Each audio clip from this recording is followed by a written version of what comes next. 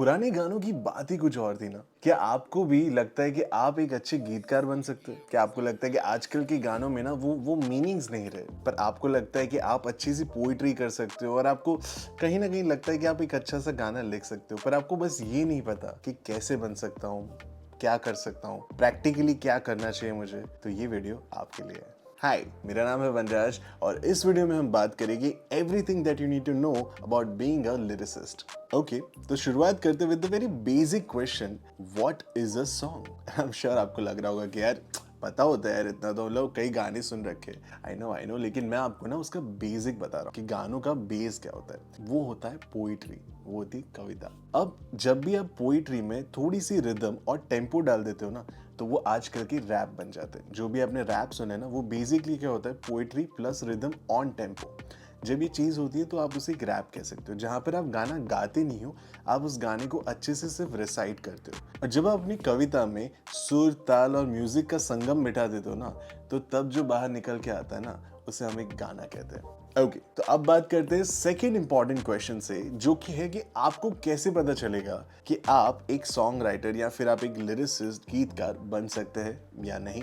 तो उसका आंसर ना बड़ा ही सिंपल है। देखो, हर एक की जिंदगी में ना उतार चढ़ाव होते रहते हैं, ठीक है, अप्स एंड डाउन्स होते रहते हैं, ब्रेकअप्स वगैरह होते रहते हैं, कुछ हमारे चाहने वाले हमें छोड़ के भी चले जाते हैं। जब भी ये चीजें होती है, हाउ डू यू एक्सप्रेस? क्योंकि एज अ क्रिएटिव पर्सन ये आपके लिए बहुत इंपॉर्टेंट है कि आप अपनी क्रिएटिविटी जहां पर फ्लो होने दे रहे हो, वहीं पर आप अपना प्रोफेशन भी बिल्ड करो। तो क्या जब आपके साथ ऐसा कुछ होता है, तो क्या आप अपनी पेन और पेपर उठा के बैठ जाते हो कोने में, और क्या आप कुछ भी बस लिखने की कोशिश करते हो? आप अपनी अपनी फीलिंग्स को बयां करने की कोशिश करते हो लफ्जों के साथ? क्या आप उसमें कुछ पोइट्री, कुछ कुछ ऐसा बन जाता है जहां पर आपको लगता है कि ये तो कविता जैसा बन गया? क्या आप अपनी गर्लफ्रेंड को खुद की बनाई हुई, गूगल से कॉपी पेस्ट वाली नहीं, शायरी सेंड करते हो? क्या आपको मजा आता है ओल्ड स्कूल रोमांस में? क्या आपको दुख, दर्द, प्यार, मोहब्बत, हर एक चीज, क्या आप उन चीजों को महसूस कर सकते हो? आजकल के ज़माने में it's easy to move on वाला कल्चर है, जहाँ पर लोग इतना ज़्यादा उस फीलिंग को महसूस ही नहीं करते।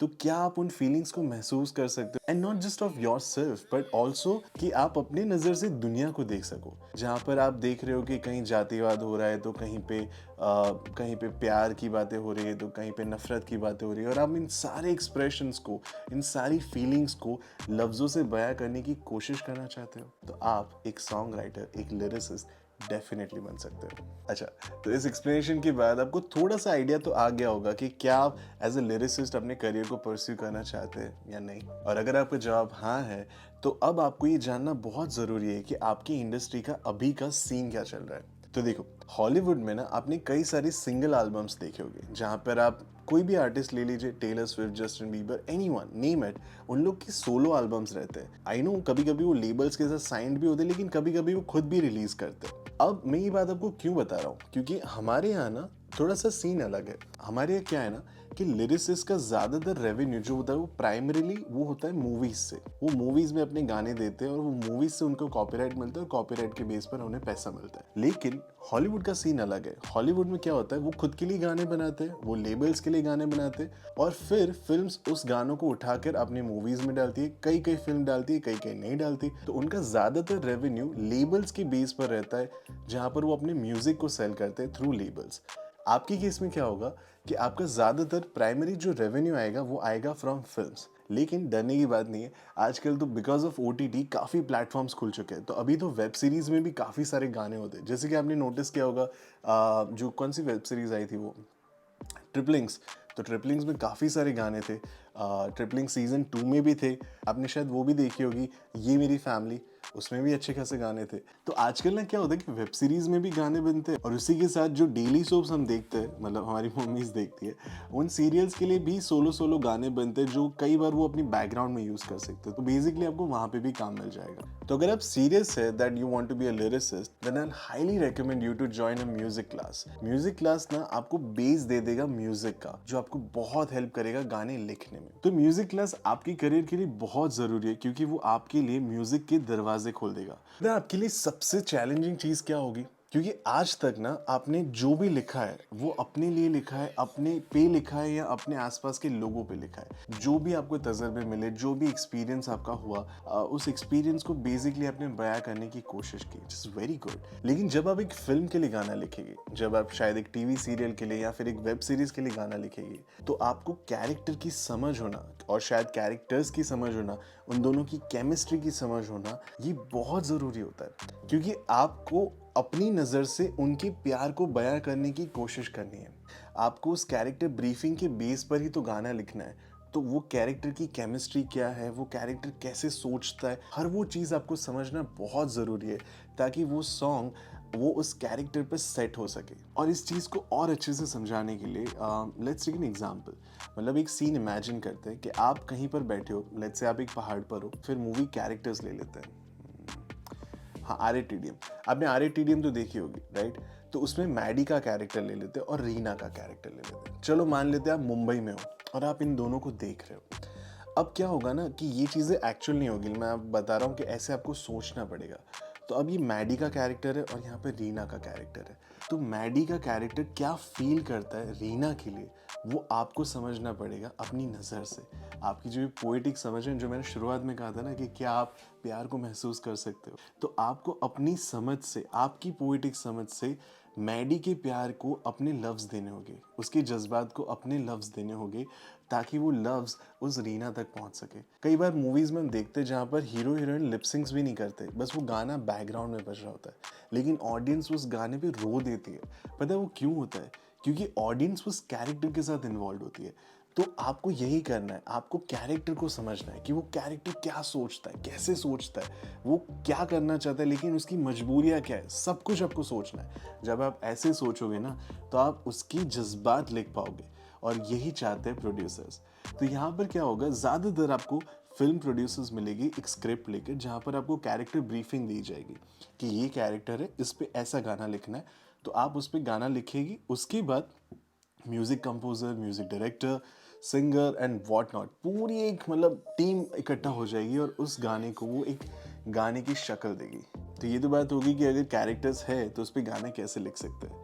लेकिन कई बार कई फिल्मों में ऐसी चीज़ें भी होती है जहाँ पर एक जनरेशन पर, जहाँ पर एक सिचुएशन पर एक गाना लिखने की ज़रूरत होती है। तो तब आप कैसे गाना लिख सकते हैं, और उसका एक बहुत अच्छा एग्जाम्पल मैं अगर आपको बताऊँ, तो आपने थ्री इडियट्स देखी होगी, राइट? तो थ्री इडियट्स में एक गाना था, गिव मी सम सनशाइन। अब ये गाना बहुत ही ब्यूटीफुली डिस्क्राइब करता है हम सबको एज ए 90s किड्स, ज़्यादातर हम सब ने ये बचपन देखा है, ठीक है? ये इंडियन स्टूडेंट्स एक जनरेशन को, 10-20 साल के जनरेशन को वो अच्छे से बयां करता है। हम सब उससे रिलेट कर पाए क्योंकि उसके बोल ही कुछ ऐसे थे। अगर आप उस बोल को देखोगे तो पास हुए तो छड़ी, पास हुए तो घड़ी, सॉरी, पास हुए तो घड़ी वरना छड़ी। तो इस तरह की बोल हम सबको रिलेट करते हैं। हमारे पापा ने भी यही किया, हमें शायद घड़ी नहीं दी थी तो कुछ और दिया था।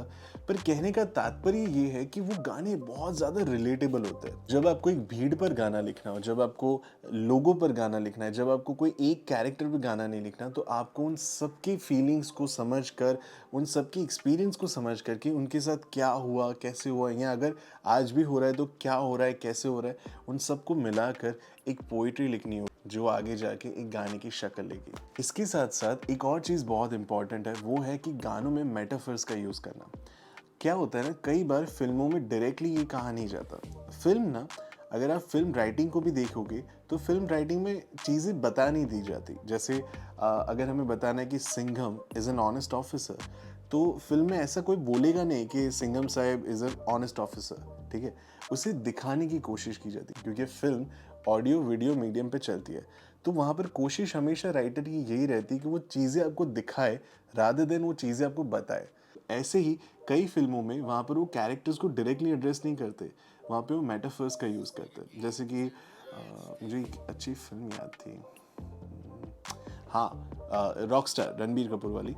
अगर आप वो फिल्म ध्यान से देखेंगे तो फिल्म में कई बार रणबीर कपूर परिंदों का जिक्र करता है। तो जब वो फिल्म खत्म होती है तो वहाँ पर वो जो आखिरी सीन होता है जहाँ पे जॉर्डन अपने स्टेज पर होता है और हमें नहीं पता कि क्या अब वो जिंदा है या वो नहीं है, और ये चीज़ जब हो रही होती तो वहाँ पर जॉर्डन नादान परिंदे गाना गाता है। अब नादान परिंदे की अगर आप बोल बहुत ध्यान से ऑब्जर्व करोगे तो वो गाना मेटाफर्स में बात करता है। जैसे वहाँ पर एक गाने की कड़ी है, कागर कागर मोरे इतनी अरज तुसे चुन चुन खाइयो मांस, खाइयो ना तू नैना मोरे पिया के मिलन की आस। अब ये जो सेकंड वाली लाइन होती है ना, वहाँ पर वो बोलता है कि तू सब कुछ खा जाना पर मेरी ये आंखें मत खा जाना, क्योंकि मेरी आंखों में ना आज भी वो पिया को मिलने की एक आस है, एक होप है। तो यहाँ पर जॉर्डन के प्यार को दिखाने की कोशिश की जाती है और उसमें यार रहमान साहब, मतलब क्या गाना था। सो आई होप आपको ये वीडियो पसंद आया। Hope this video helped you out. And अगर आप फिल्म मेकिंग की दुनिया से या फिर रेडियो की दुनिया से ऐसे ही जुड़े रहना चाहते हैं तो आप मेरे यूट्यूब चैनल को ज़रूर सब्सक्राइब कीजिए। मैं हर हफ्ते एक इंटरेस्टिंग वीडियो लेके आता हूँ जो शायद आपको बहुत हेल्प कर सकता है आपके करियर में। अगर आपको ये वीडियो थोड़ा सा लंबा लगा तो आप मुझे इंस्टाग्राम पे भी फॉलो कर सकते हैं। वहाँ पर मैं रील्स अपलोड करता हूँ और वहाँ पर मैं हर हफ्ते एक Q&A भी करता हूँ। तो क्या है कि आपको अगर कोई पर्सनल रिक्वेस्ट हो या फिर पर्सनल कोई डाउट हो अपने प्रोफेशनल करियर से लेकर, तो आप मुझे वहाँ पर डायरेक्टली कनेक्ट कर सकते हो। एंड इस वीडियो को यहाँ तक देखने के लिए दिल से शुक्रिया and I wish you all the best. This is me Vanraj signing off. See you next week.